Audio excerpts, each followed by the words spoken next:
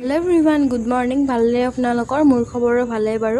আজি ভাবিলো মই মোৰ দিনটো আপোনালোকৰ সৈতে অলপ শ্বেয়াৰ কৰোঁ। ৰাতিপুৱা উঠিয়ে প্ৰথমে ঘৰ দুৱাৰ চাফা কৰা আৰু ঘৰ মোচা কামখিনি কৰি ল'লো। ঘৰখন চাফা হৈ থাকিলে মনটো খুব বেছি ভাল লাগে হয়নে বাৰু? পাছতে আহিলো মোৰ প্ৰিয় ঠাইডোখৰলৈ। মোৰ সৰু ফুলনি বাগিচাখনতো অৱস্থা নাইকিয়া হৈ আছিলে। ভাইটিও মোৰ লগত যোগদান দিলে পিছে চিকুণ কৰাত আৰু গছৰ ফুলবোৰ ইমান বেছি লেতেৰা হৈছিলে। পাতবোৰ শুকান হৈ পৰিছিলে সেইবাবে ভাবিলো অকণমান চাফ চিকুণ কৰা হওক আজি পুৰা ক্লিন কৰি দিলোঁ।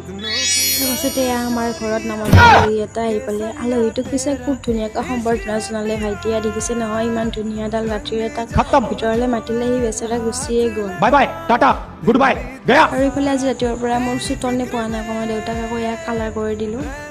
গধূলি অলপ বজাৰৰ ফালে ওলাই গ'লোঁ। আচলতে ঘৰৰ কিছুমান বস্তু কিনিবলগীয়া আছিল, একে খোজো কৰা হ'ল, লগতে বজাৰখিনিও হৈ গ'ল ঘৰৰ। এক বুলি দুই চিগাৰ কৰি দিলোঁ মই।